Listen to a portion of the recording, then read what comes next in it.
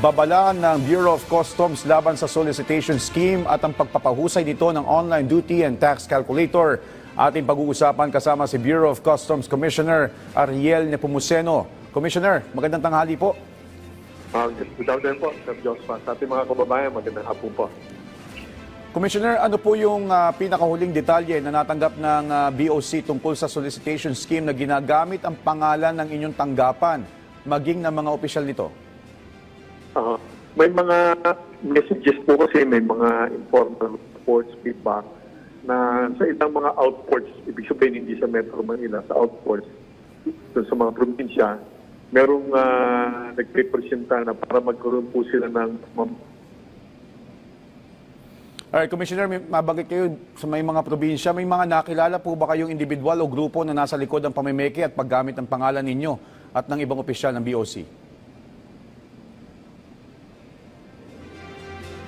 Commissioner? Good afternoon po. Alright. Sir, balikan ko lang yung tanong kanina, may nakilala na po ba kayong individual o grupo na nasa likod ng pamimeke at paggamit ng pangalan ninyo at ng ibang opisyal ng BOC? May mga messages po kasi dumating sa amin, feedback, na may mga humihingi daw po. Malaking nag-uusapan dito, 5 billion, 10 billion, upang bigyan sila ng favorable rate, sabihin, mas mababang dapat na bayaran fees sa pamahalaan. Hindi po kailangan magbayad ng tinatawag na enrollment. Dahil kahit anong mangyari po, isingilin po natin buwis, yung duties and taxes, ayun tama. At ano po yung naging agarang aksyon na ipinag-utos ninyo, Commissioner, para matigil yung ganitong modus operandi at mahuli ang mga nasa likod dito? Una-una yung public warning upang ganito po kasi yan Sir Joshua. Yung mga importers, usually hindi naman po sila mismo yung nagpupunta sa Bureau of Customs. Kadalasan umaasa sila sa mga ibang tao, kagaya ng brokers. Hindi naman natin pinag-iitan ating mga brokers at mga partner natin yan. Kaya lang, may mga nagpipresenta sa kanila na kailangan ng 5 million sa kanila. Kaya yung public warning, sana'y makarating sa kanila. Hindi po kailangan yan dahil humihingi na rin po ako ng tulong sa ating iba't ibang ahensya na kapag yan ay may entrap namin ako mismo sa tama upang mapusasan po natin yung ganyang practice. Dahil kabilin-bilin na po sa atin, yung Pangulong Bongbong Marcos ay good governance. Ibig sabihin, bawal po yung ganyang practice. Matutuwa ako pagkakatulit po kami ng ganyang nananamantala sa ating mga kababayan. Alright, Commissioner, ano naman po yung posible o maaaring kaharapin na kaso o parusa ng mga taong mapapatunayan sangkot sa ganitong panloloko at pangingikil? Ano po yan? Pag nahuli po sila, kasi yan mapapailan sila kagad ng kaso, lalo-lalo na kung sa mga po, halimbawa, PIDG, kaibigan naman natin sila General Torre, may full support sila sa amin. Talaga makakasuhan po sila sa content, may pagkakakulong po yan. At ano naman po may papayo ninyo sa mga importers, brokers at iba pang stakeholders upang hindi sila mabiktima ng ganitong modus? Hindi naman talaga kailangan ng involvement o yung pagbabayad upang magkaroon ng diskwento sa mga buwis. Huwag na po silang maniwala sa ganyan. Habang kami po ang pupunto ngayon sa BOC, bayaran lang po nila ng ang buwis, taxes, hindi po nila kailangan pondo at kinakala ibigay ng capital. Wala pong ganyan. Hindi po natin kailangan po yan. At sakasakali pong mabiktima itong ating mga kababayan o yung mga stakeholders ay paano naman po makakatulong o gaano kalaki yung may tutulong ng BOC Cares Hotline at email reporting system sa mabilis na pagtugon ninyo laban sa ganitong reklamo? Tama po. Ini-expand ko po yung kapabilidad po ng ating BOC Care na kung saan magkakaroon po kami mas effective. Ano po ito? Wala po. Pinag-utos ko lang po itong Merkulan dito. I-present sa akin ng bago nating attitude kung paano magiging mas user-friendly pagkuha po ng mga reklamo na ating mga kababayan o kanilang suliranin sa BOC. Kailangan po natin at kailangan sabay din po yan sa public campaign upang yung ating mga kababayan nalilito or tanggapin na po natin nagtutuda sa POC, magkaroon po sila ng pagkakataon na idulog yung kanilang mga nasa-isip o talagang nararanasan yung maganda, ipapaalam po nila sa pamamagitan po ng ating Facebook, website, magbibigay din po kami ng telepono. Kakaasa po sila. Yan po ay personal po tingnan at magkakaroon po kami ng regular reporting na namin upang magkaroon po ng aksyon at sana maibalik yung wala po ng ating mamamayan sa ating Bureau of Customs. So mas mabilis po yung magiging proseso. Commissioner, sa iba pong usapin, paano po o para po maunawaan ng ating mga kababayan, ano po yung mga naging pangunahing dahilan sa pagkakaroon ng kalituhan sa paggamit ng online duty and tax calculator ng BOC? Ganun po. Papa. Unang-una po yung calculator isang web app yan na kung saan maganda ang ating mga kababayan upang makuha po yung eksakto na dapat nilang bayaran sa mga in-order nila o binili nila mga pagamento o items na doon. Specifically using e-commerce platforms. Ano? Ang problema ho, napansin ko doon sa aming calculator, may mga ilang items doon na hindi nakasama. Ibig sabihin, pag kinumpute po ng calculator yung dapat nilang bayaran, kulang po yung lalabas. So, aasahan po nila mas mababang babayaran sa lang ng pang hindi nakasama doon. Halimbawa, pero yung mga items na para sa BIR, yung documentary stamps payment, ito po, kulang po. So, malilito po yung ating mga kababayan. At yung mga lingwahe din po, halimbawa, nakalagay doon, duties processing, ibig sabihin po niyan, yan po yung bayad doon sa four-year. Halimbawa, DHF, kailangan nakaspecify doon na ating dapat bayaran ng mga kababayan. Kasi hindi po lahat yan bayad sa gobyerno. Hindi po lahat yan bayad sa BOC o TIR. Kailangan very clear po yung items na pinababayaran natin ng mga kababayan upang hindi sila magduda at hindi naman doon sila natamaring magnegosyo. Dahil maganda nga po, maraming magnegosyo ngayon, naiintindihan natin. Subalit kung yung mga negosyo naman maliliit po, magdududa po sa pamahalaan, baka hindi po lumago ang kanilang negosyo, na nadadaya sila.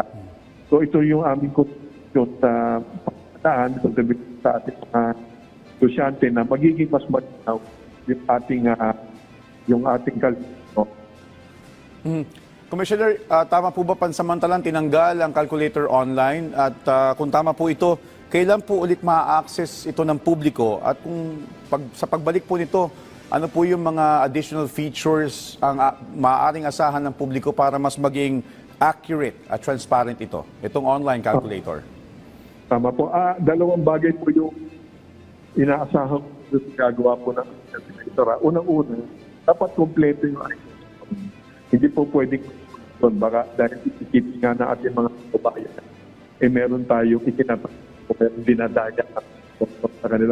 Dapat kompleto po yan. Kagaya nung unang version. Kaya pinapa-upgrade yan. Pangalawa, dapat maging mas user-friendly. Ibig sabihin, yung itsura, yung pindutin dyan, maging mas madaling maunawaan po ng ating mga kababayan. Upang maingganyo sila na gamitin talaga yan. Hindi yung sila din sa pagka-calculator. Commissioner, linawin lang po natin, any expected date po na may babalik itong online calculator after nung upgrade na gagawin natin? Sa ngayon po, ina-ayos pa lang po yan. No? Gusto mo nga po, by next week, i-upload ulit namin. Dahil kakapalit pa lang po ng Deputy Commissioner for IT, tinatawag namin sa STG. So, nag-usap na kami, kailangan ma-i-upload ulit next week. Okay. Okay. At bukod po doon sa nabanggitin nyo na hakbang na gagawin sa calculator, yung upgrade, ano pa po ang iba pang hakbang na gagawin ng BOC para naman maiwasan ang pagkakaroon muli ng kalituhan sa pagitan ng estimates at actual assessments? Sorry po, hindi ko po. Yun po. Maliban po doon sa nabanggit nyo na gagawing upgrade doon sa online calculator, ano naman po yung iba pang hakbang na gagawin ng BOC sa pagkakaroon o para maiwasan yung pagkakaroon ng kalituhan sa pagitan ng estimates at actual assessments? Kailangan po, napakarami po natin dapat isabay na action. Ano po, yung minanap po natin mga dapat kumikita in BOC, napakarami po. Isa po napakahalaga. No? Yung public campaign, yung maunawang po yung mga kababayan. Ano ba talaga lang pagbayaran po? Alam nyo, kahit naman sinong tao magagalit pag yan naman po normal. Kaya kailangan tawag po, epektibo at malinaw yung aming patuhanan sa atin na lalong-lalo na importante kung ano naman dapat tinatawag ng obligasyon na pagbabayad at imbakla. Kailangan po maliit ang campaign. Yung calculator, isang lang po yan, isang lang po instrumento na gagamitin ng mga kapabayan. Subalit, mas importante ngayon, ano ba talaga? Halimbawa, yung tinatawag na DMIS. Ang DMIS po, pag ang ating kababayan, hindi na importante, kahit ordinary po mamamayan, kayo bumili na po kanilang mga items from Hong Kong, Singapore, pag DMIS, ibig niya, kapag ang halaga ng item bili ay 10,000 pesos o mas mababa, wala po silang pagbabayaran taxes. Libre po yun. Pero, may bayad po yung shipment noon. Hindi po libre. Iba nagagalit, ba't may bayad yung shipment? Hindi po sa pamahalaan yun. Natural lang po ang may bayad po yung shipment cost. Price shipment po yun. Ang walang bayad, 10,000 and below, yung pong huwit, wala po silang babayaran. Yung po yung mga ganun bagay, kailangan pagpalit na po yan sa ating mamamayan. Kapag naman po more than 10,000, talaga po wala tayong magagawa. Tapos po yan, may pagbabayaran po sila. Kahit personal nilang gamit yan, hindi pang negosyo. Kapag more than 10,000, hindi maiwasan. Talaga po meron silang obligasyon na magbayad po sa po. Alright. Sa ibang usapin naman po tayo, Commissioner, may tanong po tayo mula sa ating kasamahan na si Harley Valbuena ng PTV. Ano po yung magiging catch-up plan ng Bureau of Customs matapos mamarkahan ng unsatisfactory rating sa 2024 Agency Performance Review ng Department of Budget and Management o DBM? Sorry po, hindi po malinaw. Medyo malabo po hindi niya. May tanong po tayo mula sa ating kasamahan na si Harley Valbuena ng PTV. Ano po ang catch-up plan o yung plano ng Bureau of Customs matapos po mamarkahan ng unsatisfactory rating sa 2024 Agency Performance Review ng Department of Budget and Management o DBM? Tama po. Ganito po, yung catch-up plan po, yan po ay hinggil sa paghahabol namin sa koleksyon. Ano? So po sa koleksyon, kita po natin talaga computation ng dapat na bayaran buwi. Nakita naman po natin ng July, lumampas po sa trabaho yan. Lumampas po tayo sa target kagad. Dahil pinilit po natin, mahigpit ang ating mga portfolios na kailangan, higpitan nila yung computation. So nakita naman po natin result na pwede naman po makuha natin yung tamang koleksyon. Nangyari pa nga last month, may isang linggo po tayo na sa baka. No? So naniniwala po ako yun po importante, yung tamang computations. Pero for the long term, kailangan po talaga na full automation po talaga. Pero mahaba-haba po yun. Ano? Yun naman po sa imahe po ng Bureau of Customs. Nalulong po nga po. Yan po talaga. No?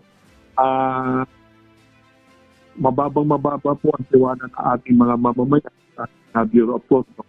Kaya nga po, ibinilin po ni Pangulong po para sa ating pag-ihin natin trabaho dahil pag nakita na mga kababayan na maganda yung ating issue, mga kwento, ang mga nauulat na proteksyon ay mababawasan, pinagmamala, maaaring manumbalik yung wala ng ating mamamayan sa ating Bureau of Customs. Subalit ito po hindi naman mangyayari overnight. Pagsisikapin po natin to, kahit po ako mismo, siyempre dati po ako National Defense, Bureau of Customs na po ako. Pipilitin po natin na maibalik po talaga yung tiwala sa mga kababayan. Alright, maraming salamat po sa inyong oras at sa impormasyon. Bureau of Customs Commissioner Ariel Nepomuceno.